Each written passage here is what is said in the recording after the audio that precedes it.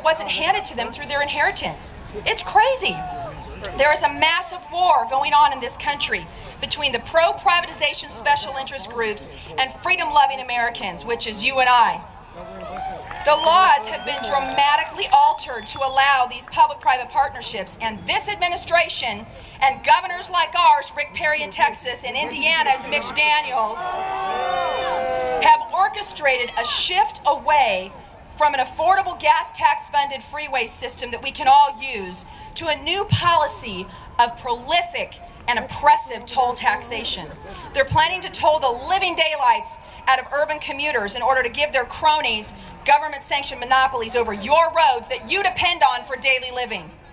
Today, we are in uncharted territory with gas at $4 a gallon above the inflation-adjusted high for 1980. The mentality inside this building behind us is that no matter what they decide to charge us, whether it's for gas or for tolls, whatever those new taxes are, those motorists are going to pay it because you have to. We have no other way to get around, and they know we have to get to work, and they won't give us any real alternatives. This is oppressive taxation on top of skyrocketing fuel costs. There's only so much money in the family budget that can go to transportation before it takes money away from the necessities.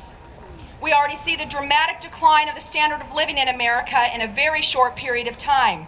It's only going to get worse, they tell us, in order to condition us into accepting the globalists' agenda.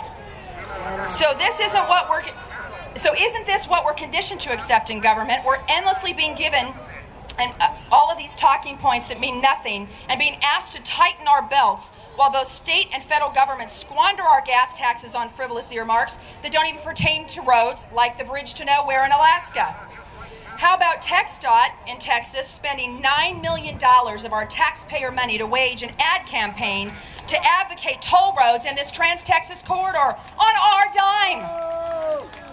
Our organization, Texans Uniting for Reform and Freedom, known as TURF, and believe me, they know now not to mess with Texas TURF. We filed a complaint with the Travis County District Attorney's Office immediately upon learning of this illegal use of our taxpayer money. The DA's office did nothing. And this is the famous Ronnie Earl who took down Tom DeLay. He apparently doesn't want to take down Rick Perry along with him.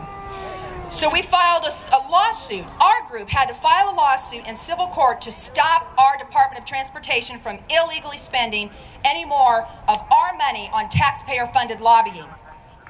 Here's what we found through our lawsuit. We discovered that indeed TxDOT has been engaging in illegal lobbying. They can't say they're not when we have invoices that show they've hired not one, not two, but 5 registered lobbyists to the tune of $100,000 a month to lobby elected officials here in Washington, particularly targeting our local elected officials in the path of the Trans-Texas corridor. They are lobbying our local government to make sure they sell you out. We also found documents that show the purpose of the ad campaign is to, quote, neutralize toll and corridor opponents. And they're targeting counties who oppose the TTC in order to turn the tide of opposition. Their PR firm stated that the political environment needs to be changed to make it less hostile to the TTC. The goal of their campaign is stated to be to define the benefits of the Trans-Texas corridor to the majority of Texans and to help, quote, inoculate it from negative attacks. They've conducted push polls on the taxpayer's dime to garner support for the Trans-Texas corridor. TxDOT was told by the Transportation Commission to show that the double taxation claim of toll opponents was untrue, which is illegally engaging in political policy debate when the state agencies are to implement policy, not shape it, not make it. Just like our courts are getting out of control, well, so are our state agencies. The testimony from someone in our state auditor's office found that TxDOT is knowingly ginning up false gas tax figures and funding gap figures in order to push their toll road agenda.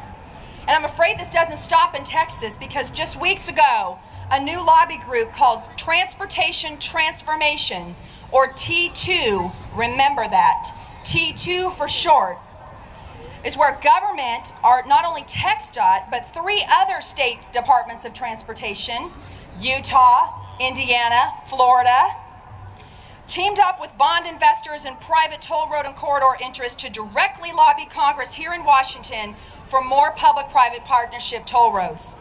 This is a recipe for tyranny.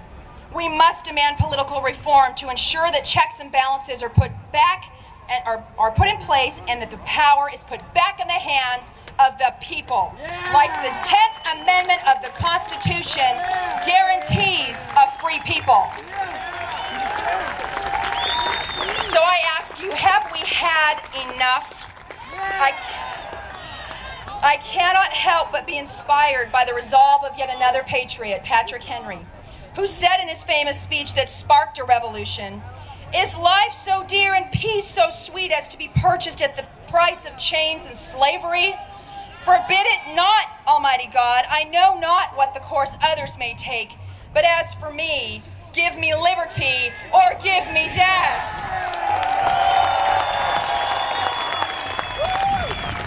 We need to ask ourselves, will we allow government to shackle us with oppressive taxation just to get to work and go about daily living? Will we allow this administration and state governments aiding it to carve a 1,200-foot wide swath through the heartland of America and sacrifice what vestige of private property rights we have left in this country in the name of foreign trade and commerce? Or will we continue to fight a new revolution, a taxpayer revolt, a political movement to stop the Trans-Texas Corridor, the NAFTA superhighways, to stop tolls across Texas and America, preserve our private property rights, our way of life, and our precious freedoms bought with a price from those who came before us? They who have sold us out and sold out those who are in favor of American freedom so that they could sell out to the almighty dollar in the intoxication of their own power, aren't counting on you and me and this freedom movement taking our government back.